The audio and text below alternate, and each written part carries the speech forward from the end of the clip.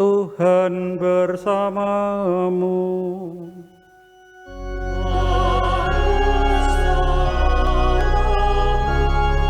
Inilah Injil Yesus Kristus menurut Markus.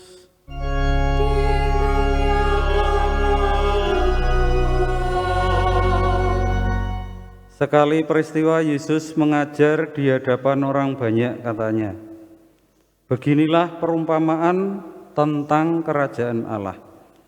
Ada orang yang menaburkan benih di tanah.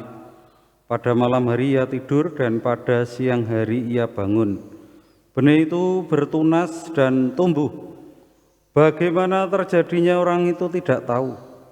Bumi dengan sendirinya mengeluarkan buah, mula-mula tangkainya, lalu bulirnya, kemudian butir-butir yang penuh isinya dalam bulir itu. Apabila buah itu sudah cukup masak, orang itu segera menyabit, sebab musim menuai sudah tiba."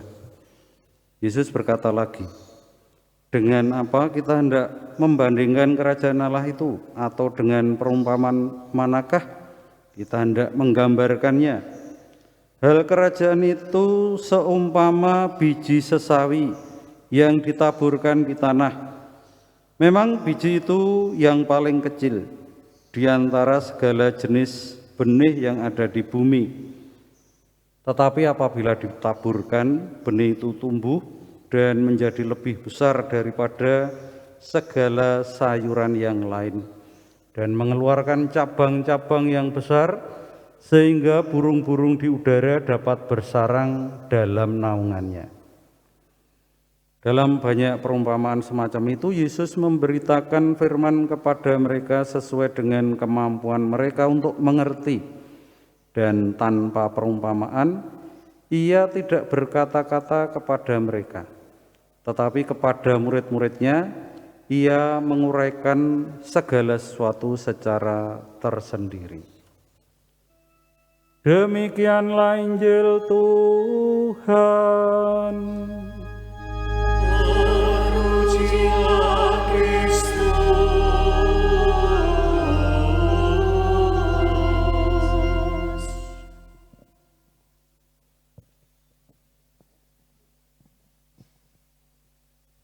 Saudara-saudari yang terkasih dalam Kristus, bacaan pertama dan bacaan Injil menggambarkan dan memberikan deskripsi tentang kerajaan Allah itu dengan tanaman. Yang bacaan pertama itu dengan tanaman keras, jenis tanaman keras, pohon aras. Itu berarti hanya dipecok terus ditancapke gitu. Itu jenis pakai stek ya, berarti itu bisa tumbuh. Jadi pilih yang pucuk yang baik terus ditanam. Itu jenis tanaman keras. Nanti tumbuh dan akhirnya bisa kuat, berbuah.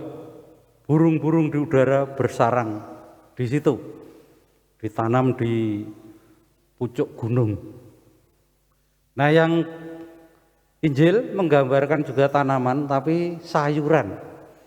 Jadi tadi tanaman keras, ini tanaman yang lemah, sayuran dari benih. Yang dimaksud benih atau biji sawi yang seperti apa? Tentu tidak sawi seperti yang kita mengerti. Bandingkan saja, itu di depan kamar saya itu ada bayam. Tadinya benihnya kecil-kecil, tapi saya biarkan sengaja itu jadi ngerembuyung besar. Kalau di situ tidak dipakai untuk mencok burung, tapi belalang, mangani godong. Tapi belalang itu ya berlindung di situ itu. Dia belalang percaya aman di situ. Kadang-kadang tak ambil untuk makanan lele. Nah, tapi pendek kata sayuran tadi yang nggak diperhitungkan, tumbuh besar dan akhirnya untuk bernaung binatang lain. Maka apa yang membuat tanaman tadi itu bisa tumbuh, berkembang, dan menjadi kuat. Tidak ada lain adalah campur tangan Allah. Allah memberikan daya hidup di situ itu.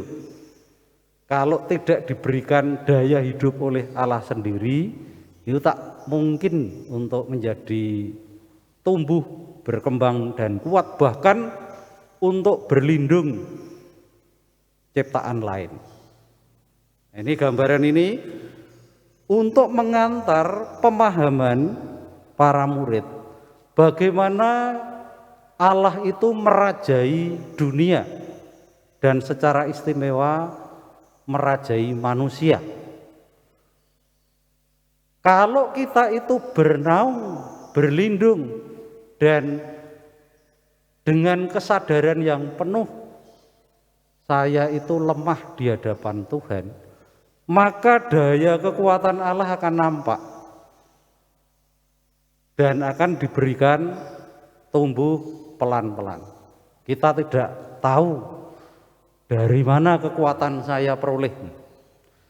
Tapi kalau kita merasa diri kuat, merasa diri hebat, maka daya hidup dari Allah itu menjadi lemah, menjadi tertutup oleh entah kesombongan, entah keangkuhan, entah harga diri kita yang terlalu tinggi, sehingga kita tidak untuk bernaung. Justru orang-orang atau ciptaan lain takut berlindung di situ. Nah, ini gambaran ini adalah gambaran kesombongan, gambaran kerendahan hati di hadapan Allah. Itu daya kuasa Allah bekerja dan ciptaan lain berlindung.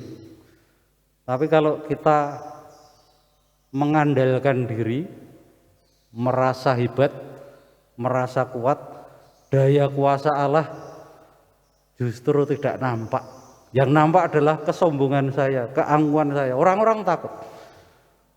Anda bisa memperhatikan diri sendiri. Kalau saya semakin sombong itu semakin orang menjauh. Tapi kalau saya semakin merendah, orang semakin memberikan pertolongan, memberikan belas kasih, memberikan bahkan dukungan, bahkan kemudian support apapun. Nah, kerajaan Allah bekerjanya seperti itu bagi manusia. Kerajaan Allah itu bekerja di dalam iman kita itu tidak melalui kesombongan, tidak melalui keangkuhan, tidak melalui gengsi, tetapi melalui merendahkan diri, melalui kerendahan hati, melalui ketidakpantasan di hadapan Tuhan, kesadaran akan ketidakpantasan di hadapan Tuhan dan membutuhkan pertolongan Allah. Inilah pintu masuk untuk bekerjanya kerajaan Allah itu. Nah, kita tinggal membuka diri hati kita supaya kita mampu menjadi rendah hati. Pengalaman saya, menjadi rendah hati itu menyakitkan. Bersikap merendah itu ternyata membuat tidak enak. Tapi kalau bersikap sombong, menyombongkan diri, wah ini mudah sekali dan saya merasa hebat. Seakan-akan, tapi ternyata tidak hebat. Saya jatuh di dalam kesombongan saya sendiri. Saya jatuh di dalam keangkuhan saya sendiri. Nah, kerajaan Allah bekerja di dalam hidup kita seperti itu. Mari kita memuliakan Allah, mengharap belas kasihannya lewat kerendahan hati kita di hadapan Tuhan. Supaya hidup kita dalam iman kita benar-benar mampu memuliakan Allah yang bekerja, yang berkarya untuk meluaskan kerajaannya lewat kerendahan hati kita, bukan lewat kesombongan. Dimuliakanlah Tuhan Allah sekarang dan selama-lamanya. Amin.